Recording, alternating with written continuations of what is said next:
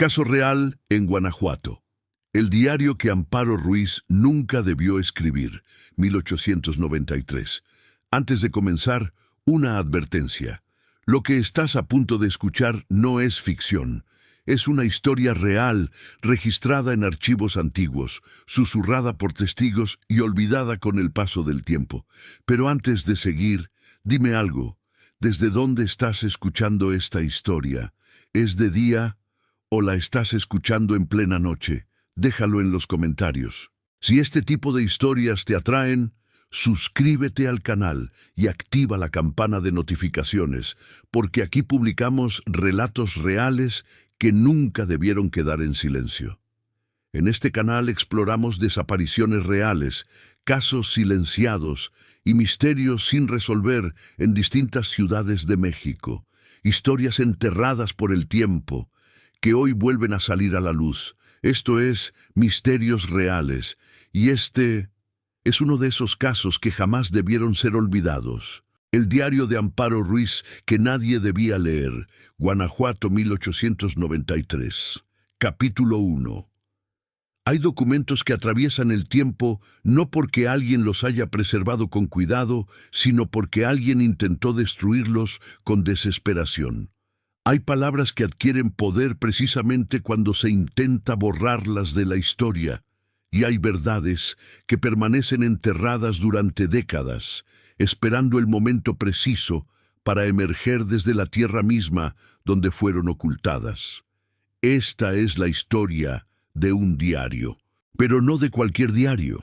Es la historia de páginas que debieron convertirse en cenizas una noche de marzo de 1893, en una casa respetable de Guanajuato.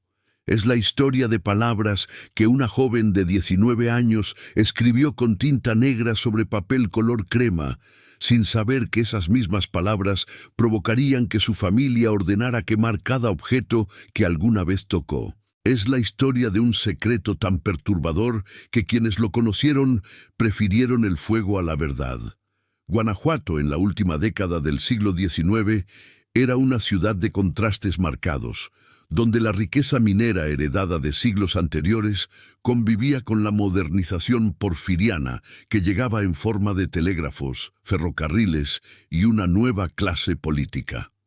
Las familias tradicionales mantenían su influencia a través de redes complejas de parentesco, compadrazgo y favores políticos. En las calles empinadas, entre casas pintadas de colores brillantes que ocultaban interiores oscuros, se desarrollaba una sociedad profundamente estratificada, donde la apariencia de respetabilidad valía más que cualquier otra consideración. Las mujeres de clase alta en ese periodo vivían vidas extremadamente limitadas. Su educación se restringía a lo que se consideraba apropiado para su sexo: música, algo de francés, nociones básicas de aritmética para administrar un hogar y, sobre todo, religión. Se esperaba que permanecieran en casa hasta el matrimonio, bajo la vigilancia constante de padres, hermanos o tutores.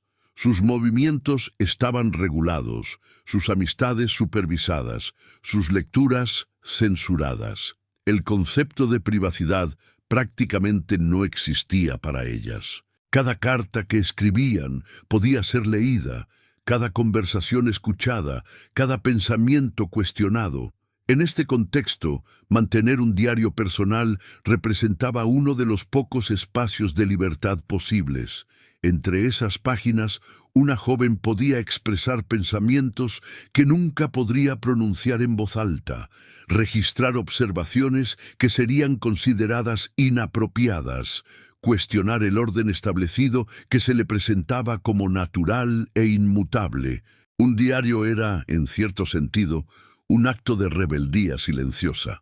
Amparo Ruiz nació en febrero de 1874 en el seno de una familia que representaba exactamente el tipo de respetabilidad que Guanajuato valoraba por encima de todo.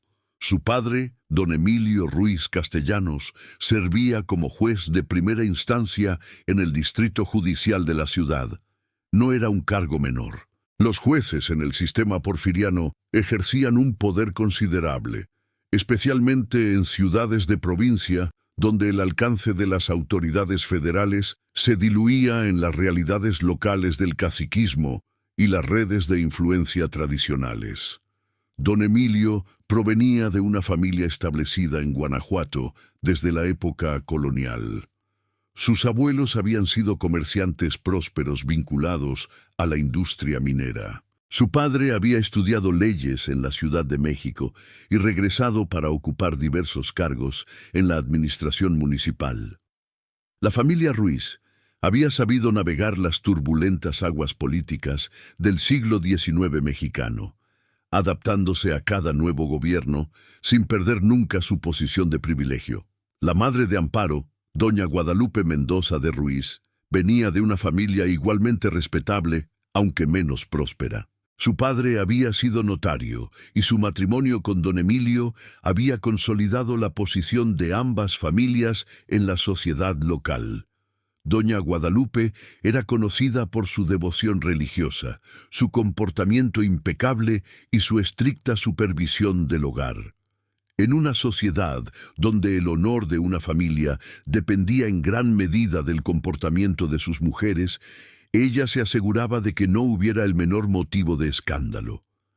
Amparo era la tercera de 5 hijos. Tenía 2 hermanos mayores, Emilio, que a los 26 años seguía los pasos de su padre en la carrera judicial, y Roberto, de 24, que administraba propiedades de la familia.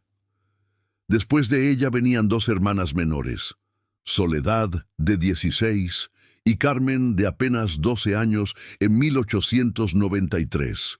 La casa de la familia Ruiz se ubicaba en una de las calles principales del centro de Guanajuato, cerca del Jardín de la Unión. Era una construcción típica de la arquitectura colonial de la región, fachada pintada de amarillo ocre, portal de cantera labrada, zaguán que llevaba a un patio central rodeado de habitaciones. En el piso superior estaban los dormitorios de la familia y las áreas privadas. En la planta baja, además de la cocina y las habitaciones de servicio, estaban el despacho de don Emilio y la sala principal donde la familia recibía visitas. Como muchas casas de familias acomodadas, la residencia de los Ruiz albergaba también a una pequeña comunidad de empleados domésticos. Había una cocinera, 2 muchachas que ayudaban con las tareas del hogar y la costura, un mozo que se encargaba de tareas variadas incluyendo la atención de los caballos y el mantenimiento general, y ocasionalmente trabajadores temporales para tareas específicas. Estos empleados vivían en habitaciones pequeñas alrededor del patio de servicio, en la parte posterior de la casa. Amparo había comenzado su diario a los 14 años, en 1888. El primer cuaderno había sido un regalo de su hermano Emilio, quien lo había traído de la Ciudad de México junto con una pluma y un frasco de tinta. Era un objeto hermoso, tapas de cuero repujado, hojas de papel fino, un pequeño cierre con llave. Para una adolescente en una casa donde había pocos objetos que fueran verdaderamente suyos, ese diario representaba algo precioso. Las primeras entradas eran lo que se esperaría de una joven de su edad y condición. Descripciones de la rutina diaria, comentarios sobre las clases de piano con una profesora francesa que había llegado a Guanajuato con su esposo, un ingeniero contratado para modernizar ciertas instalaciones mineras. Observaciones sobre las festividades religiosas, las procesiones, las visitas familiares, quejas suaves sobre el aburrimiento de los domingos, la rigidez de las normas sociales, los vestidos incómodos que debía usar para las ocasiones formales. Pero algo comenzó a cambiar en el tono del diario aproximadamente un año después de que Amparo lo iniciara.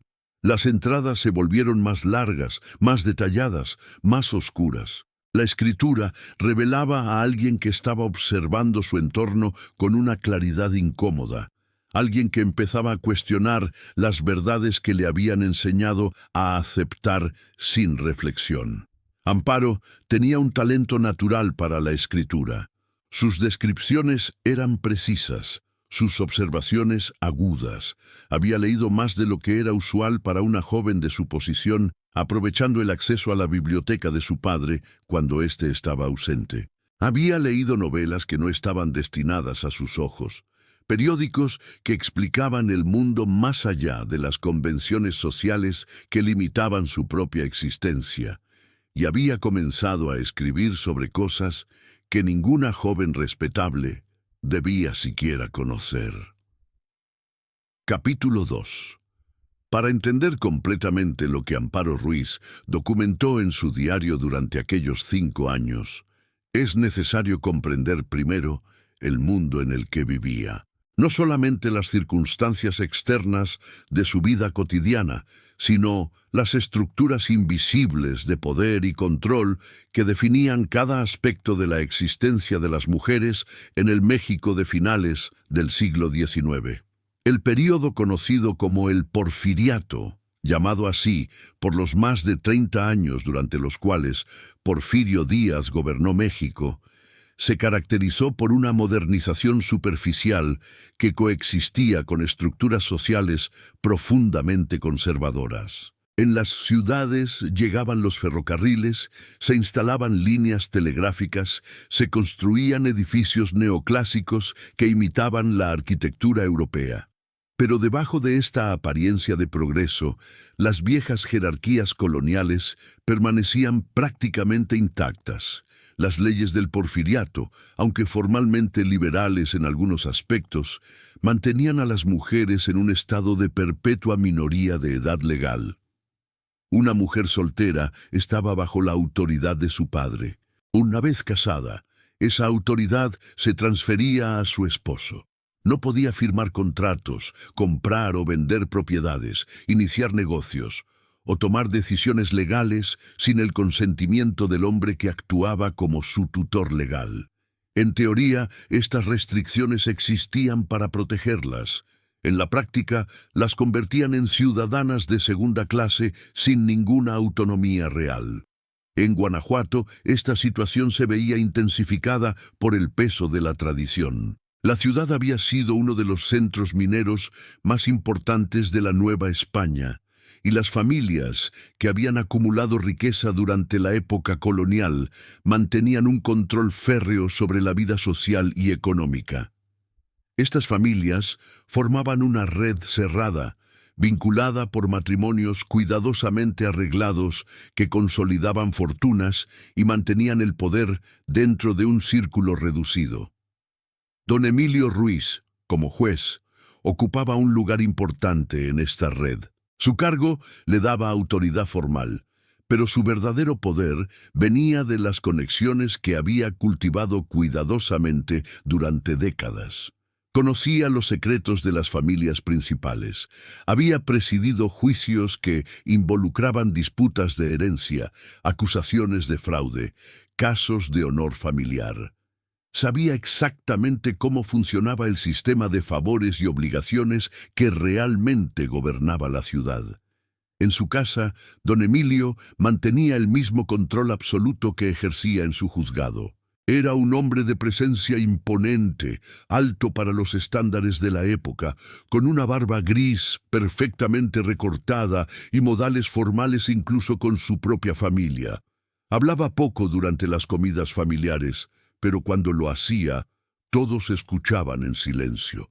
Sus decisiones eran finales e incuestionables.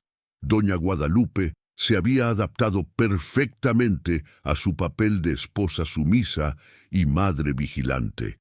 En público demostraba la deferencia apropiada hacia su esposo. En privado, supervisaba cada detalle del funcionamiento del hogar con una meticulosidad que no dejaba espacio para el error.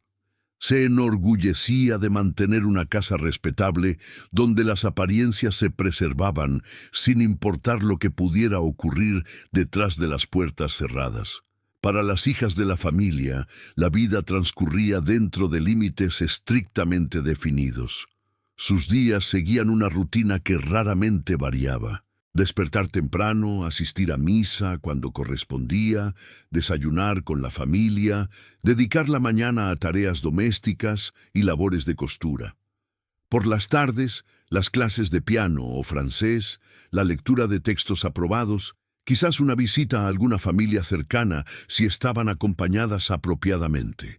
Las conversaciones con hombres fuera de la familia estaban prohibidas, a menos que ocurrieran bajo supervisión estricta. Las salidas sin acompañamiento eran impensables. Amparo había aceptado estas restricciones durante su infancia sin cuestionarlas realmente. Era simplemente el orden natural de las cosas, lo que todas las jóvenes de su clase experimentaban. Pero conforme crecía, conforme su inteligencia se desarrollaba y su capacidad de observación se agudizaba, había comenzado a percibir las inconsistencias, las hipocresías, las crueldades que ese sistema naturalizaba. Lo primero que la inquietó fue la diferencia en el trato que recibían sus hermanos varones. Emilio y Roberto disfrutaban de libertades que a ella le resultaban inimaginables. Podían salir de casa sin dar explicaciones, regresar tarde sin enfrentar consecuencias, viajar a otras ciudades, tener amigos y conocidos fuera del círculo familiar. Sus errores se disculpaban con sonrisas indulgentes. Sus caprichos se atendían. Sus opiniones se tomaban en serio durante las conversaciones familiares. En cambio, cualquier pequeña desviación de las normas establecidas por parte de Amparo o sus hermanas resultaba en sermones largos sobre la reputación familiar, el honor, la necesidad de mantener las apariencias. Un comentario considerado demasiado directo, una risa demasiado alta, una mirada curiosa hacia la calle desde la ventana. Cualquier cosa podía convertirse en motivo de reprensión.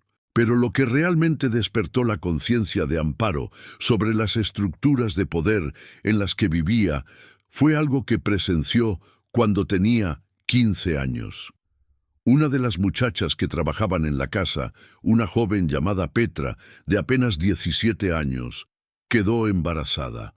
El padre del niño era claramente un hombre de cierta posición, alguien que visitaba la casa con frecuencia, aunque Petra nunca reveló su identidad, a pesar de las presiones. Doña Guadalupe despidió a Petra inmediatamente, sin referencias, sin paga adicional, sin la menor consideración por lo que le pudiera ocurrir. La muchacha tuvo que regresar a su pueblo natal, donde su familia la rechazó por la vergüenza. Meses después, Amparo se enteró por conversaciones susurradas entre los empleados que Petra había muerto durante el parto, sola y sin asistencia médica. Lo que perturbó profundamente a Amparo no fue solamente la crueldad del destino de Petra, sino la forma en que todos aceptaron esa crueldad como normal y apropiada. Petra había cometido un pecado, había perdido su virtud, había traído vergüenza sobre sí misma. Por lo tanto, merecía su castigo. Del hombre que la había dejado embarazada nunca se habló. Su responsabilidad era irrelevante. El castigo caía exclusivamente sobre la mujer, como siempre. Amparo comenzó a escribir sobre estas observaciones en su diario, al principio con cautela, luego con creciente confianza. Escribía sobre la hipocresía de una sociedad que exigía pureza absoluta de las mujeres mientras perdonaba cualquier transgresión masculina. Escribía sobre la impotencia que sentía al no poder cambiar nada, al no tener voz en las decisiones que afectaban incluso su propia vida. Escribía sobre sus hermanos, sobre su padre, sobre los hombres que visitaban la casa con sus esposas sumisas y sus amantes secretas. Y luego comenzó a escribir sobre algo mucho más oscuro. Capítulo 3. El año de 1890 fue crucial en la vida de Amparo Ruiz. Cumplió 16 años en febrero, una edad que en su círculo social marcaba el inicio de la transición hacia el matrimonio.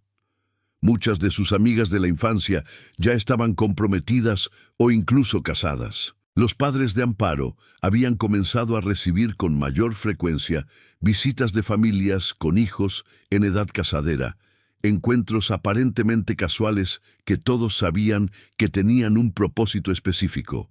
Amparo entendía perfectamente lo que estaba ocurriendo. Se estaba evaluando su valor en el mercado matrimonial de Guanajuato. Su familia tenía buena posición, pero no era extremadamente rica. Su padre tenía influencia, pero no pertenecía a la élite minera tradicional. Ella misma era considerada atractiva, pero no bellísima. Inteligente, pero quizás demasiado para ser completamente cómoda en el papel de esposa decorativa. Todo esto se traducía en un rango limitado de opciones matrimoniales.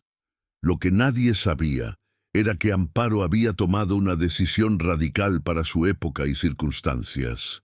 No quería casarse, no con los hombres que conocía, no en las condiciones que observaba en los matrimonios a su alrededor. Había visto suficiente para entender que el matrimonio, tal como existía en su mundo, significaba simplemente transferir la autoridad de su padre a la de un esposo, cambiar una prisión por otra levemente diferente.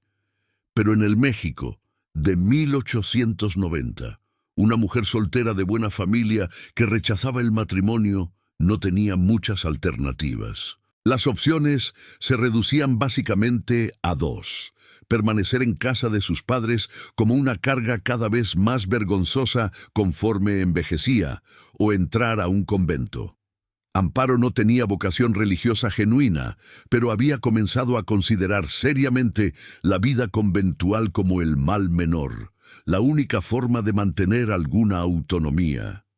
Fue en este contexto de presión creciente y opciones limitadas que Amparo comenzó a experimentar algo que al principio no comprendió completamente, algo que la llenaba de confusión, vergüenza y terror en proporciones iguales, algo que no se atrevía a nombrar ni siquiera en su diario durante las primeras semanas, escribiendo solamente en términos tan vagos que sus páginas parecían describir pesadillas abstractas en lugar de experiencias concretas. Pero gradualmente, conforme los incidentes se repetían, conforme Amparo adquiría el lenguaje para describir lo que le estaba ocurriendo, las entradas de su diario se volvieron más específicas. Y lo que documentó fue atroz. La primera entrada, que describe explícitamente lo que estaba sufriendo, data de junio de 1890. En ella, Amparo relata que durante una comida familiar a la que asistieron varias personas importantes de la ciudad, uno de los invitados, un hombre casado de aproximadamente 40 años que ocupaba un cargo administrativo importante, la acorraló en el pasillo que llevaba al patio cuando ella se dirigía a buscar algo para su madre. El hombre le bloqueó el paso, la empujó contra la pared y le dijo cosas que la dejaron paralizada de shock y miedo.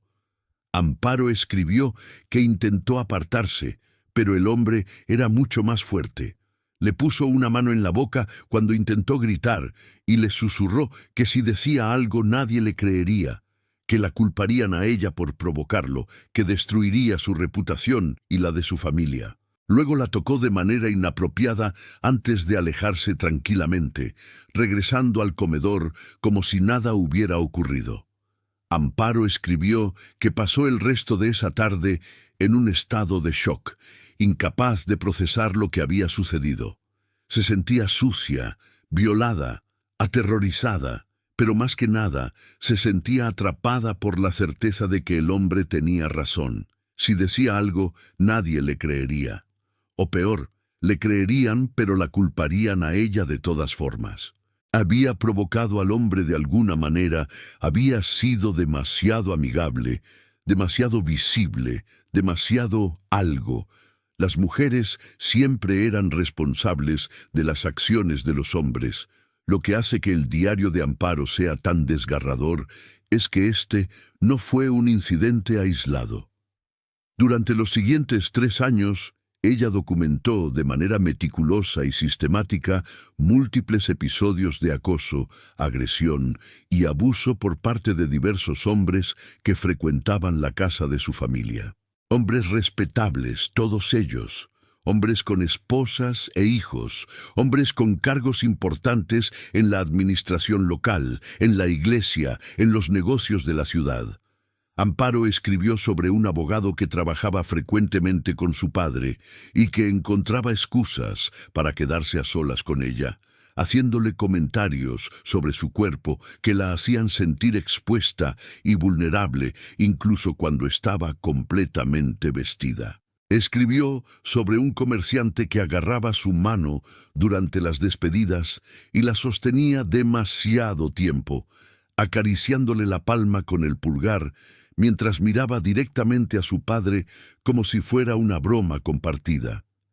Escribió sobre un funcionario municipal que la seguía a la iglesia y se colocaba detrás de ella durante la misa, lo suficientemente cerca para que pudiera sentir su aliento en su cuello. Lo más perturbador de las descripciones de Amparo era su claridad sobre la dinámica de poder que hacía posibles estos abusos.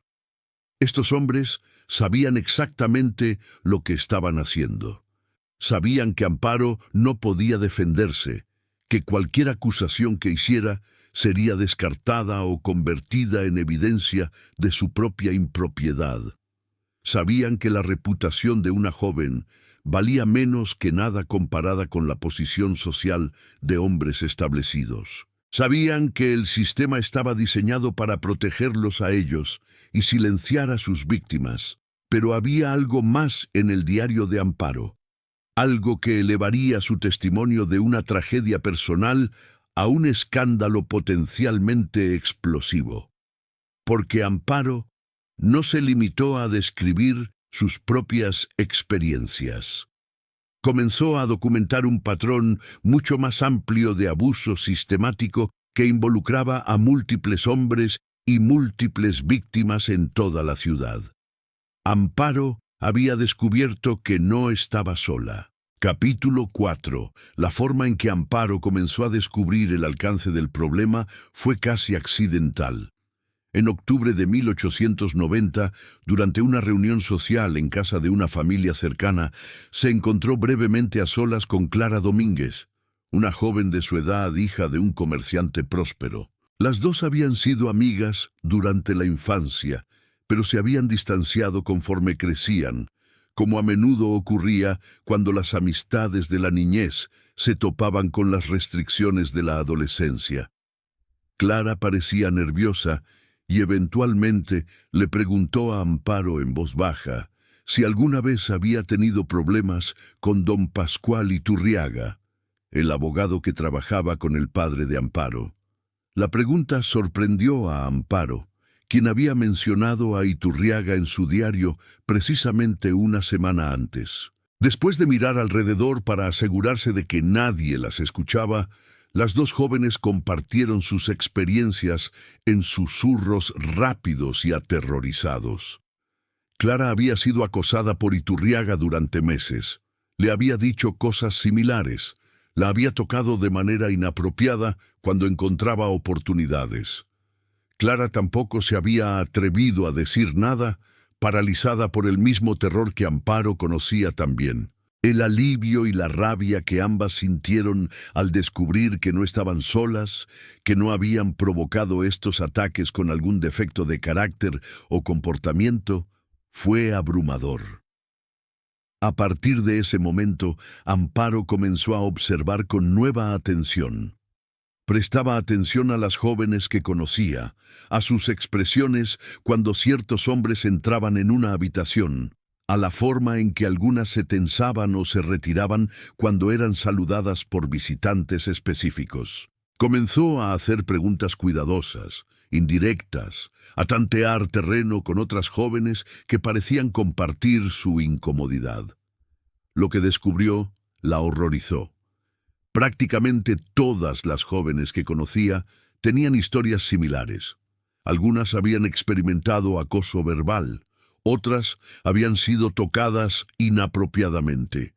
Algunas habían sido agredidas de maneras que dejaban cicatrices psicológicas permanentes, y ninguna había dicho nada públicamente, todas silenciadas por la misma combinación de vergüenza, terror y conocimiento absoluto de que no serían creídas.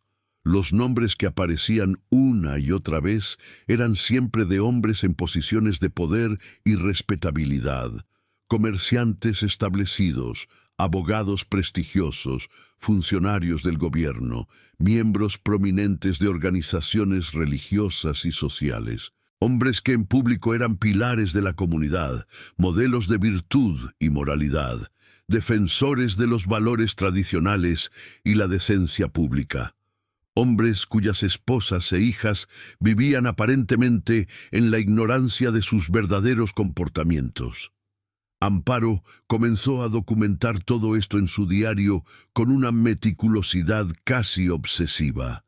Cada nombre, cada fecha que podía recordar o que las otras jóvenes le proporcionaban, cada detalle de los incidentes. No sabía exactamente por qué lo hacía, qué esperaba lograr con este registro. Quizás era simplemente una forma de validar sus experiencias, de convertirlas en algo real y permanente, en lugar de pesadillas que podía empezar a dudar que hubieran ocurrido realmente. Pero el diario se estaba convirtiendo en algo más que un registro personal. Se estaba convirtiendo en una acusación detallada y específica de un sistema entero de abuso y complicidad que operaba en el corazón mismo de la sociedad respetable de Guanajuato.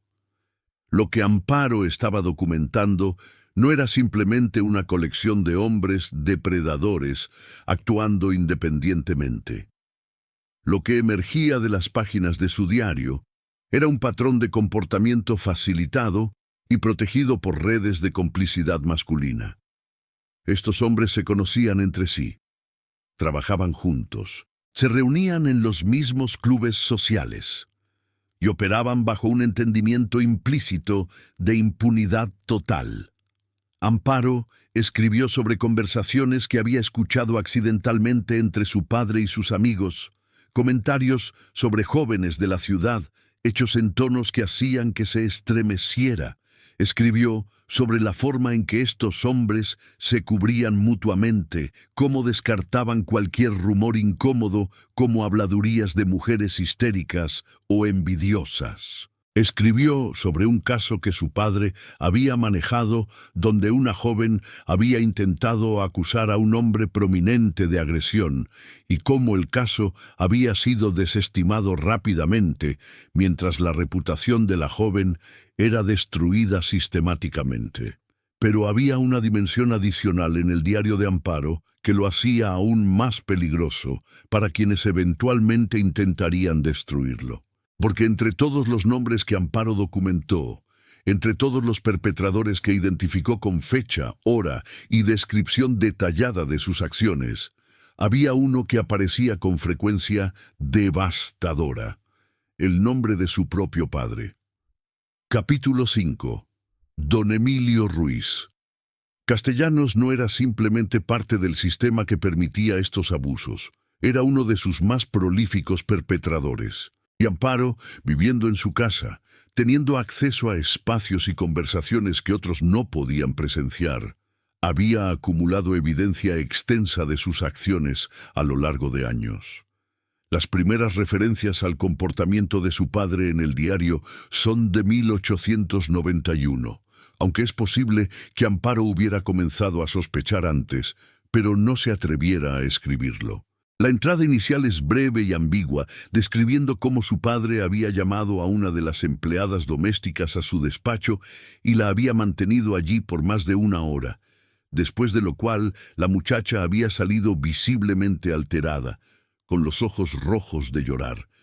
Pero conforme pasaban los meses, las entradas se volvían más explícitas y más frecuentes. Amparo escribió sobre empleadas que eran despedidas súbitamente, después de periodos en los que su padre les había prestado atención particular.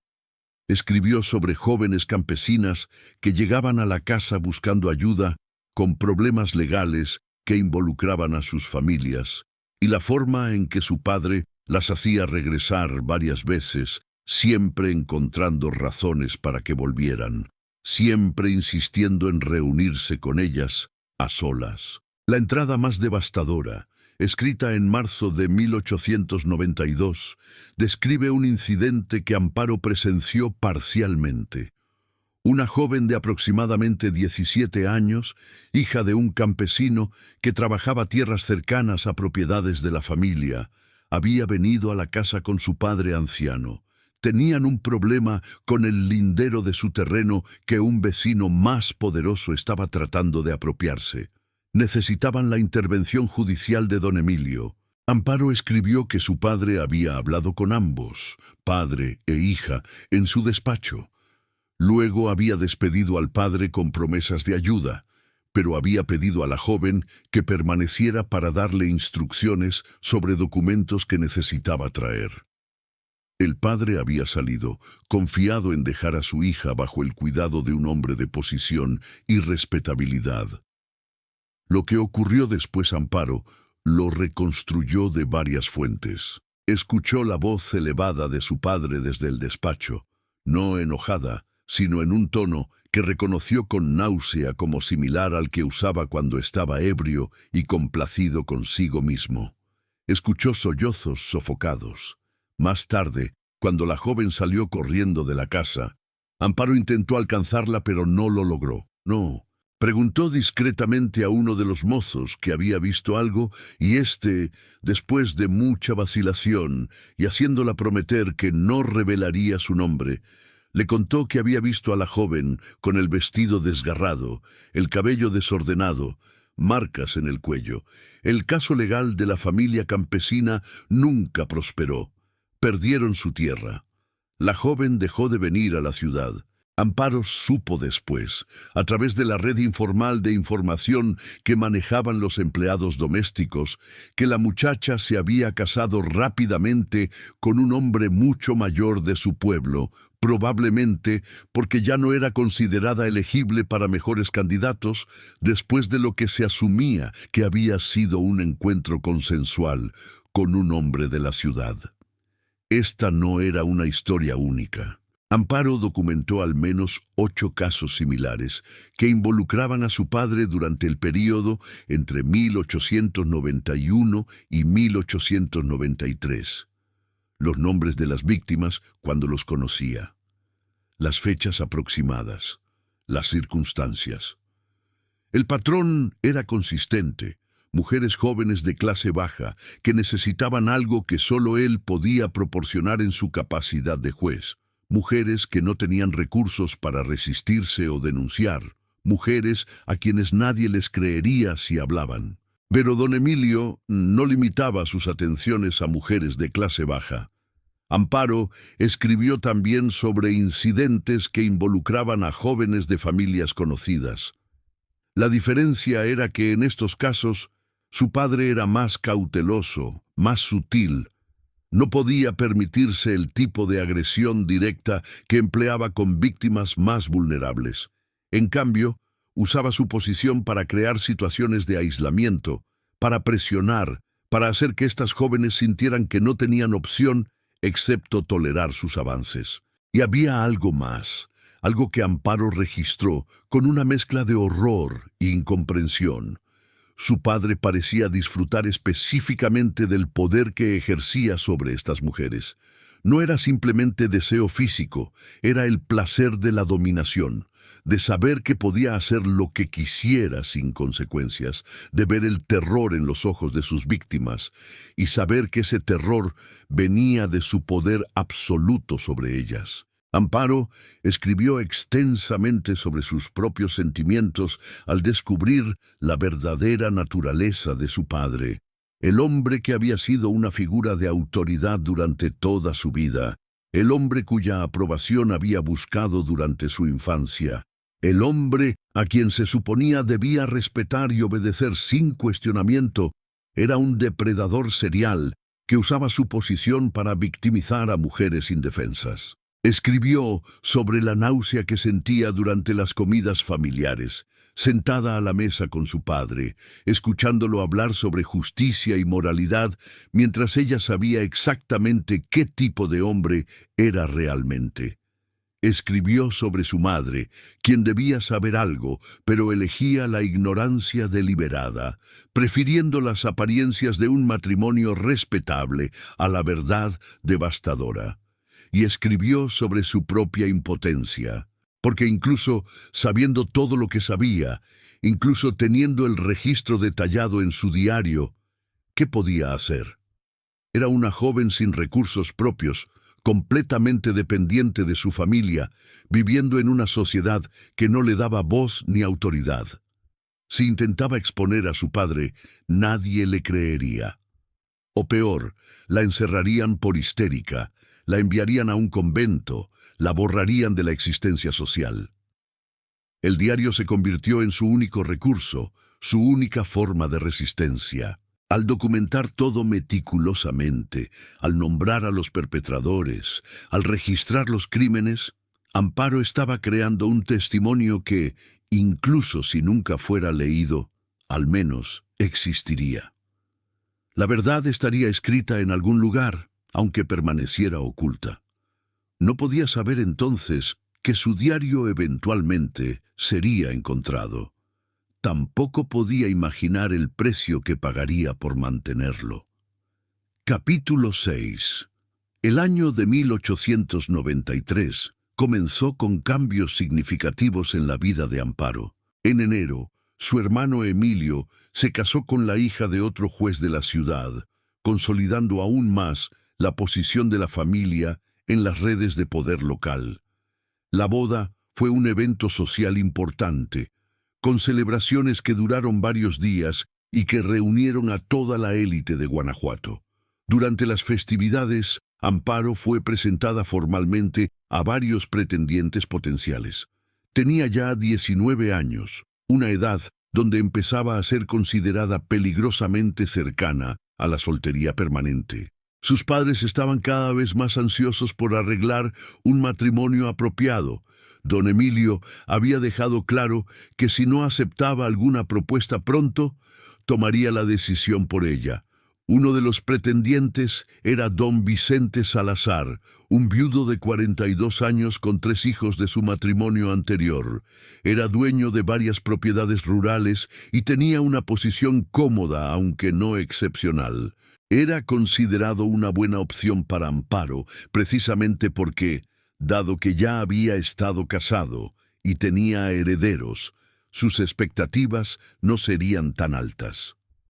Estaría dispuesto a aceptar una esposa que no trajera una dote extraordinaria y que quizás no fuera perfectamente sumisa. Don Vicente comenzó a visitar la casa con frecuencia durante febrero. Amparo escribió en su diario sobre estas visitas con un desapego que bordeaba la disociación. Describía a don Vicente como un hombre no particularmente cruel, pero completamente indiferente a ella como persona. Le interesaba principalmente tener una esposa joven que administrara su casa y posiblemente le diera más hijos. No le importaban sus pensamientos, sus intereses, su inteligencia. De hecho, parecía vagamente incómodo cuando ella expresaba opiniones sobre cualquier tema. En marzo, don Vicente hizo una propuesta formal a don Emilio. Los términos fueron negociados entre los dos hombres sin que Amparo estuviera presente. Se esperaba que aceptara sin objeción, agradecida por la oportunidad de asegurar un futuro respetable antes de que fuera demasiado tarde. Amparo escribió en su diario una entrada larga y desgarradora sobre esta propuesta.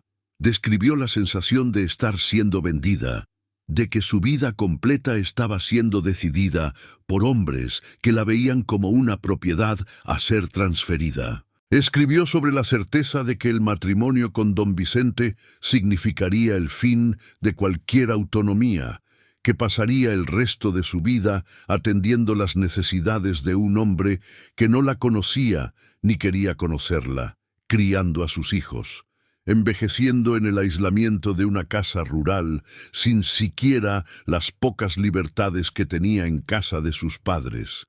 Y escribió algo que era extraordinariamente radical para su época. que prefería morir a aceptar ese destino. No está claro si esta fue simplemente una expresión de desesperación o si Amparo estaba considerando seriamente quitarse la vida. Lo que sí está claro de las entradas siguientes es que estaba buscando alternativas con desesperación creciente. Escribió sobre la posibilidad de huir, aunque sabía que una mujer sola sin recursos no podría sobrevivir en ningún lugar donde fuera encontrada.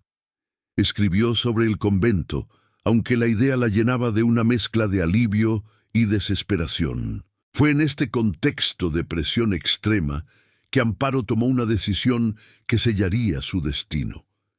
Decidió que si no podía escapar de su situación, al menos podía asegurarse de que la verdad sobre su padre y los otros hombres que había documentado no muriera con ella.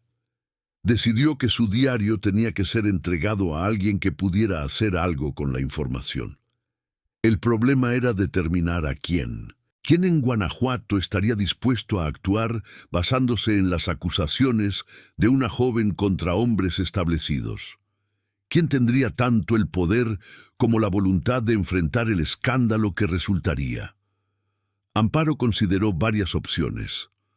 Pensó en el obispo, pero sabía que la Iglesia protegía a hombres poderosos y tendría más interés en silenciar un escándalo que en hacer justicia.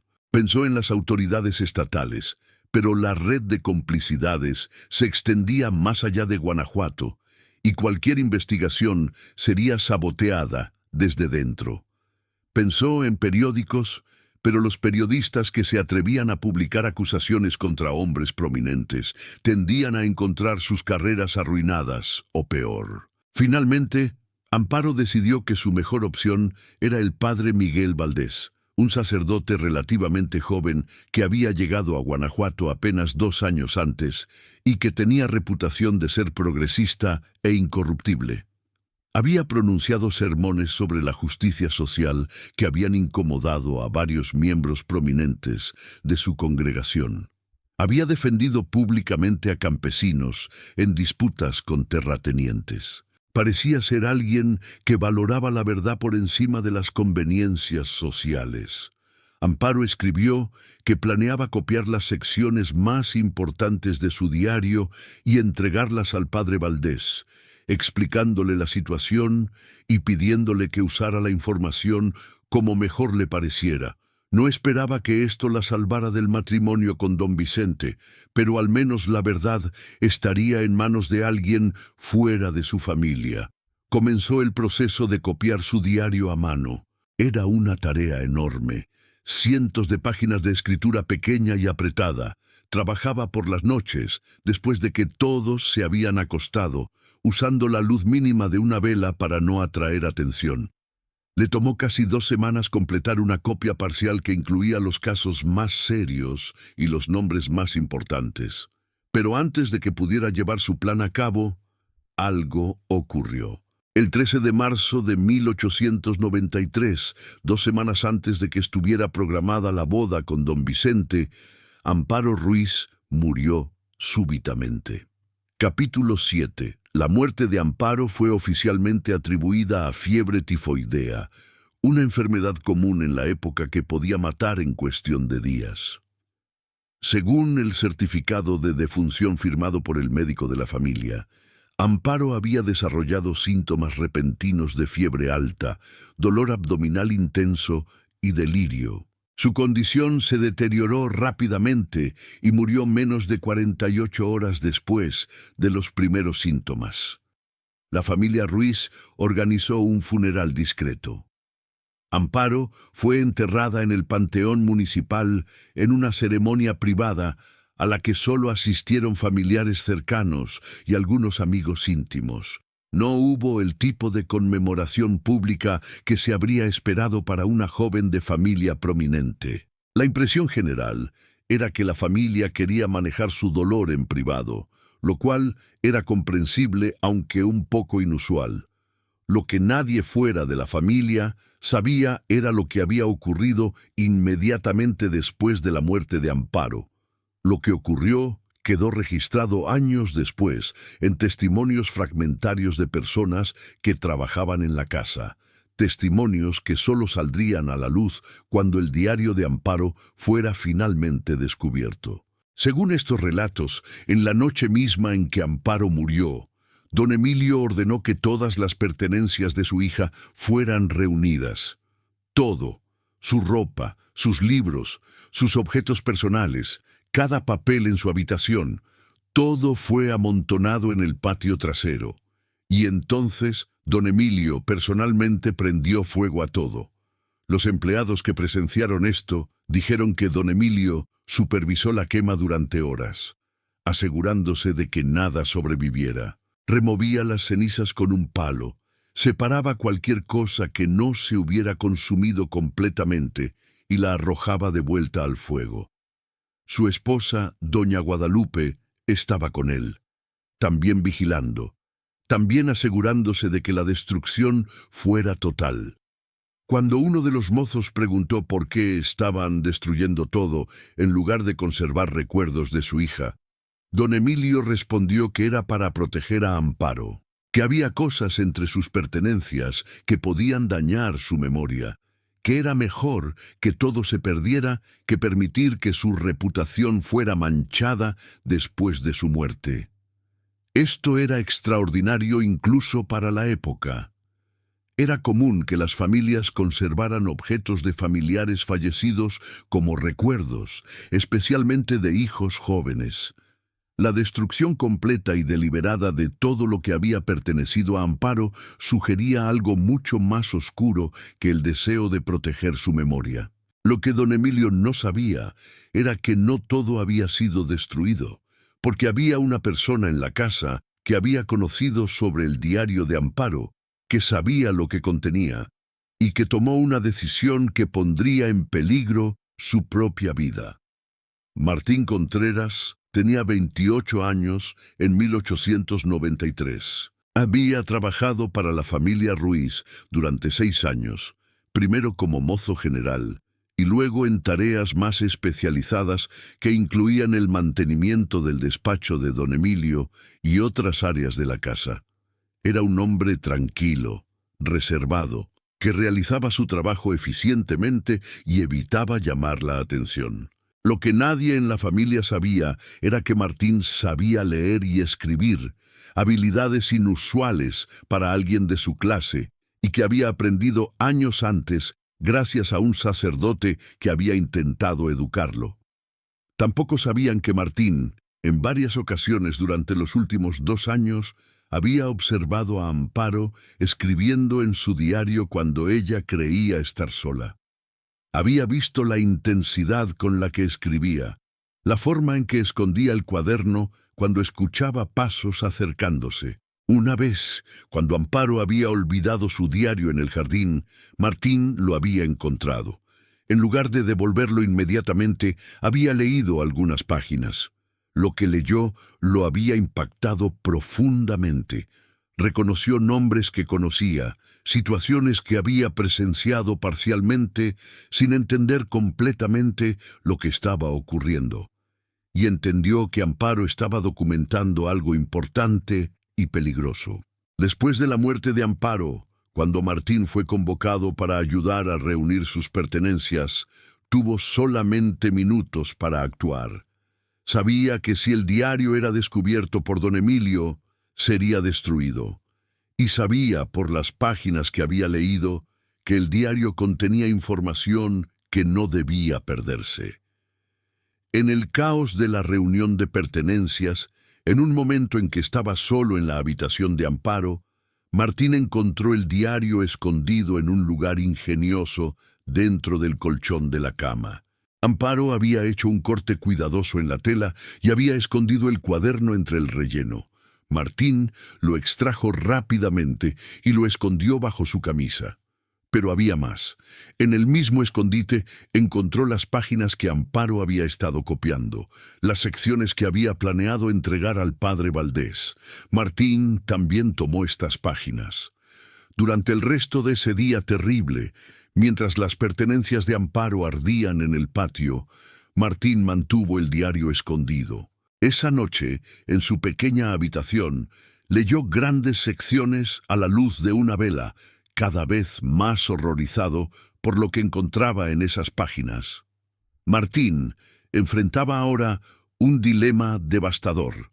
Tenía en sus manos evidencia de crímenes cometidos por su empleador y otros hombres poderosos de la ciudad, evidencia escrita por una joven que ahora estaba muerta en circunstancias que comenzaban a parecerle cada vez más sospechosas. ¿Qué debía hacer con esta información? Pensó en seguir el plan de Amparo y entregar el diario al padre Valdés, pero dudaba. Él era solo un sirviente sin educación formal, sin posición social. Si intentaba exponer a don Emilio y los otros hombres nombrados en el diario, ¿quién le creería? ¿No sería más probable que lo acusaran de robo, de fabricar evidencia, de intentar extorsionar a su empleador? Pasó varios días en agonía de indecisión, manteniendo el diario escondido, tratando de determinar el mejor curso de acción. Observaba a don Emilio, a doña Guadalupe, tratando de entender qué había ocurrido realmente con Amparo. Los rumores entre los empleados domésticos eran oscuros. Algunos murmuraban que Amparo no había muerto de fiebre, que había sido envenenada. Otros decían que se había quitado la vida. Otros más sugerían que había sabido algo que no debía saber y que por eso había tenido que morir. Finalmente, Martín tomó la decisión de intentar entregar el diario al padre Valdés, tal como Amparo había planeado. Era arriesgado, pero sentía que se lo debía a la joven que había muerto sabiendo verdades terribles que nadie más conocía. Una mañana de abril, Martín pidió permiso para ir a la iglesia, algo que hacía ocasionalmente y que no levantaría sospechas. Escondió el diario y las páginas copiadas bajo su ropa y salió de la casa temprano. Nunca llegó a la iglesia. Capítulo 8. Lo que exactamente le ocurrió a Martín Contreras en la mañana del 19 de abril de 1893 nunca fue completamente esclarecido. Lo que se sabe viene de testimonios fragmentarios y décadas después del análisis forense de documentos que eventualmente salieron a la luz. Martín fue visto por última vez alrededor de las 7 de la mañana, caminando hacia el centro de la ciudad con un bulto bajo el brazo. Dos personas que lo conocían lo saludaron y notaron que parecía nervioso y apresurado, inusual en alguien normalmente tan calmado. Aproximadamente una hora después, un comerciante que abría su tienda escuchó gritos provenientes de un callejón cercano. Cuando fue a investigar, encontró a Martín tendido en el suelo, gravemente herido. Había sido golpeado brutalmente, estaba sangrando profusamente de una herida en la cabeza y parecía haber sido pateado repetidamente. El comerciante pidió ayuda y Martín fue llevado al hospital de la ciudad. Estaba inconsciente y permanecería así durante 3 días antes de morir de sus heridas, sin recuperar jamás la conciencia. El médico que lo examinó notó que las heridas eran consistentes con un ataque extremadamente violento, mucho más allá de lo que sería un robo común. Lo significativo es que cuando Martín fue encontrado, no tenía nada consigo. El bulto que llevaba bajo el brazo había desaparecido. No tenía dinero, pero eso podría atribuirse a robo. Sin embargo, tampoco tenía ninguno de los objetos personales pequeños que normalmente llevaba. Era como si alguien hubiera tomado específicamente todo lo que cargaba. La investigación del ataque fue mínima. Las autoridades concluyeron rápidamente que había sido víctima de ladrones y cerraron el caso después de algunos días de investigación superficial. Nadie cuestionó por qué un hombre que claramente no tenía nada de valor había sido atacado con tal brutalidad. Nadie preguntó qué llevaba consigo cuando salió de casa. Nadie investigó con quién había hablado o dónde había planeado ir. Don Emilio Ruiz, como juez, habría estado involucrado normalmente en un caso criminal de esta naturaleza. Sin embargo, se recusó citando su relación de empleador con la víctima. El caso fue manejado por otro juez, quien lo desestimó con notable rapidez. El diario de Amparo y las páginas que había copiado parecían haber desaparecido completamente. Durante décadas nadie sabría siquiera de su existencia, pero Martín Contreras, en las horas antes de salir de la casa de los Ruiz esa mañana fatal, había hecho algo que preservaría el testimonio de Amparo de una manera que nadie podría haber anticipado. Había tomado otra decisión. Martín sabía que era posible que algo saliera mal, que el padre Valdés rechazara el diario o que don Emilio descubriera lo que estaba intentando hacer.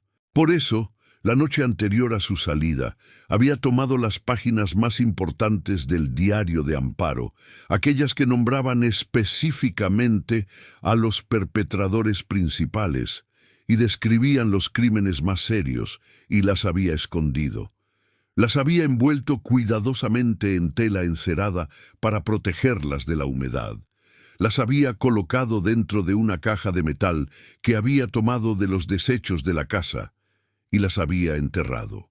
Las había enterrado en un lugar que solo él conocía, un lugar donde permanecerían ocultas pero potencialmente recuperables si alguien sabía dónde buscar. Y en una página adicional que escribió él mismo con su letra torpe pero legible, Martín había dejado una nota. Una nota que explicaba brevemente quién era Amparo, qué contenía su diario y por qué estas páginas estaban siendo escondidas. Una nota que incluía los nombres de los principales acusados y una súplica de que si alguien encontraba estas páginas, las llevara a las autoridades apropiadas para que se hiciera justicia. Martín llevaba consigo el diario original y la mayoría de las páginas copiadas cuando fue atacado esa mañana. Esos documentos desaparecieron, presumiblemente destruidos por quienquiera que lo atacó.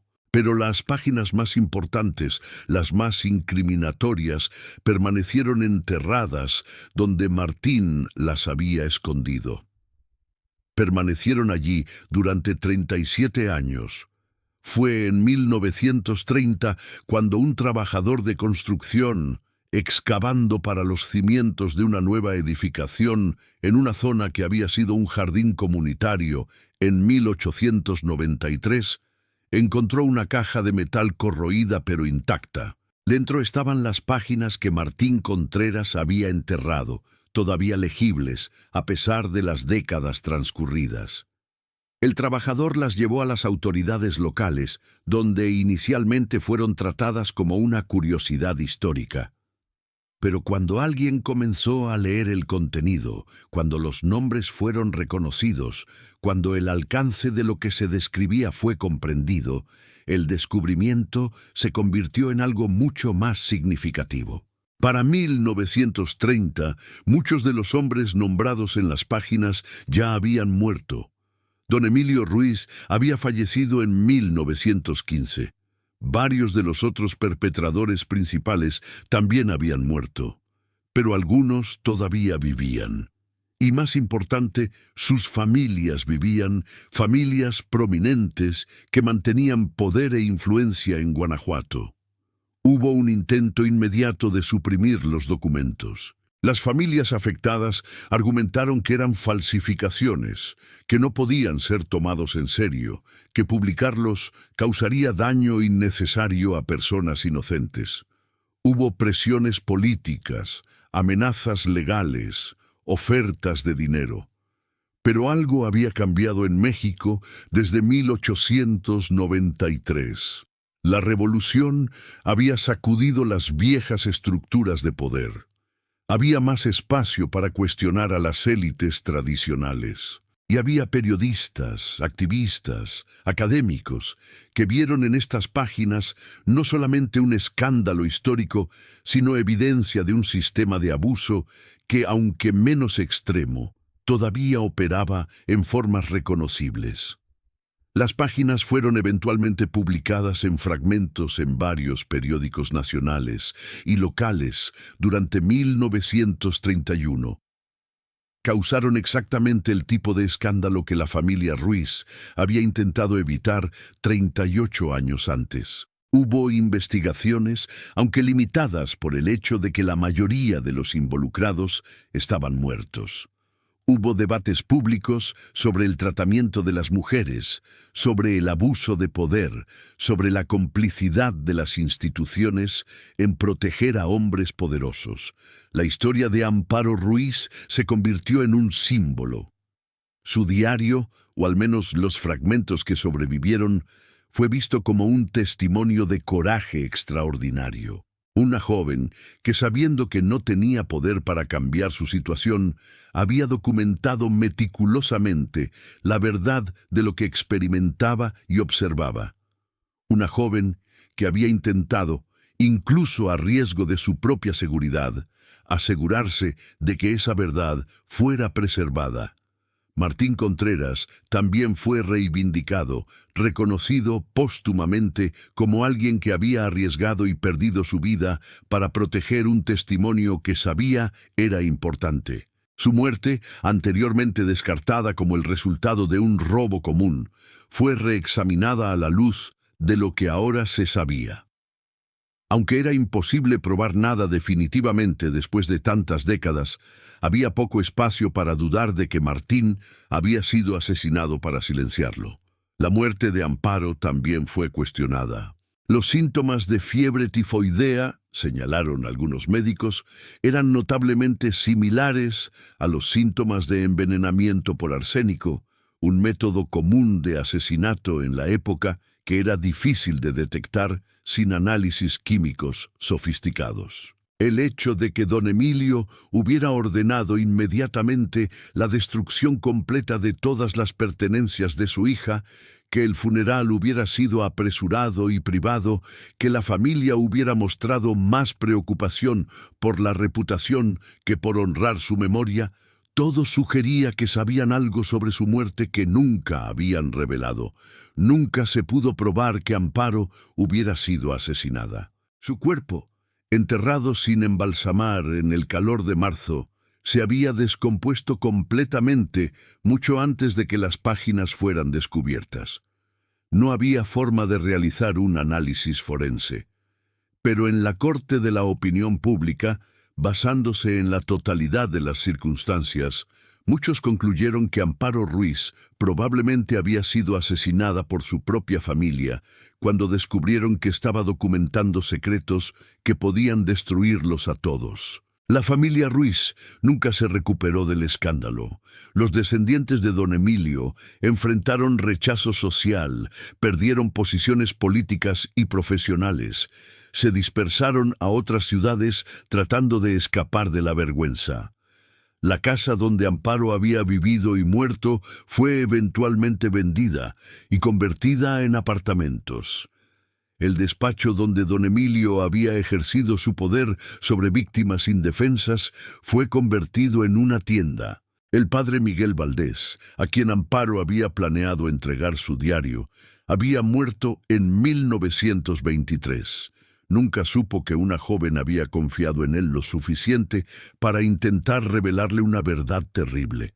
Nunca supo que su reputación de integridad había significado algo tan importante para alguien en desesperada necesidad de un aliado. Hoy, más de 130 años después de su muerte, Amparo Ruiz es recordada en Guanajuato. Hay una placa en el lugar donde estuvo su casa, recordando su historia. Su nombre aparece ocasionalmente en estudios académicos sobre la historia de las mujeres en México, sobre el abuso de poder, sobre la importancia de preservar testimonios de aquellos que no tienen voz en los sistemas oficiales de poder.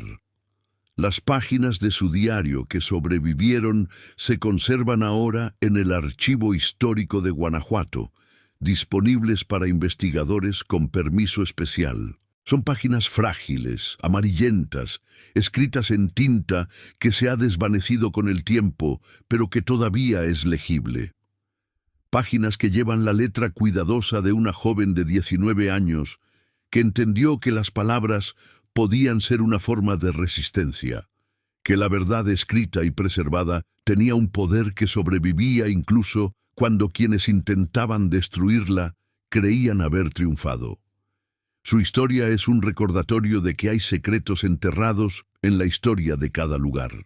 Secretos que las familias poderosas intentan mantener ocultos, verdades que amenazan reputaciones cuidadosamente construidas, y testimonios de aquellos que sufrieron bajo sistemas de opresión que se presentaban como naturales e inevitables. La historia de Amparo Ruiz nos recuerda que cuando alguien intenta destruir desesperadamente un documento, cuando alguien ordena que todo sea quemado, cuando alguien mata para silenciar una verdad, probablemente hay algo en esa verdad que merece ser conocido.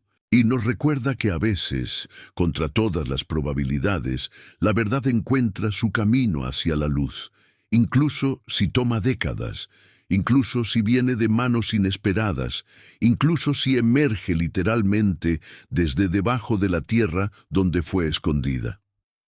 Las palabras que Amparo escribió en la intimidad de su habitación, creyendo que quizás nunca serían leídas, eventualmente llegaron a miles de personas. Su testimonio de valentía y dolor, su registro meticuloso de injusticias que todos fingían no ver, su negativa a permanecer en silencio incluso cuando el silencio era lo que se esperaba de ella, todo esto sobrevivió al fuego que debía haberlo destruido, al tiempo que debía haberlo borrado, al poder de aquellos que querían que fuera olvidado.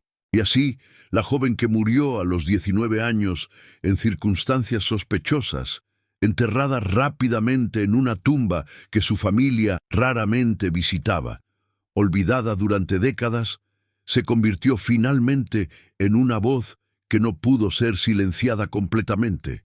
Su diario que nadie debía leer, que fue escrito en secreto y escondido con terror, que fue perseguido y casi destruido, se convirtió en uno de los documentos más importantes de la historia de Guanajuato. Es una historia sobre secretos y silencio, sobre poder y resistencia, sobre cómo la verdad a veces necesita generaciones para emerger completamente. Es una historia que nos invita a preguntarnos qué otras verdades permanecen enterradas, qué otros testimonios esperan ser descubiertos, qué otras voces silenciadas merecen ser escuchadas. Si esta historia te ha conmovido, si te ha hecho reflexionar sobre las injusticias pasadas y presentes, te invito a que le des me gusta a este video, te suscribas al canal para más historias como esta, y actives las notificaciones para no perderte los próximos episodios de Misterios Reales. Porque cada historia que contamos es una forma de asegurarnos de que aquellos que fueron silenciados finalmente sean escuchados. Gracias por acompañarme en este viaje a través de uno de los casos más perturbadores y conmovedores de la historia de México. Hasta la próxima.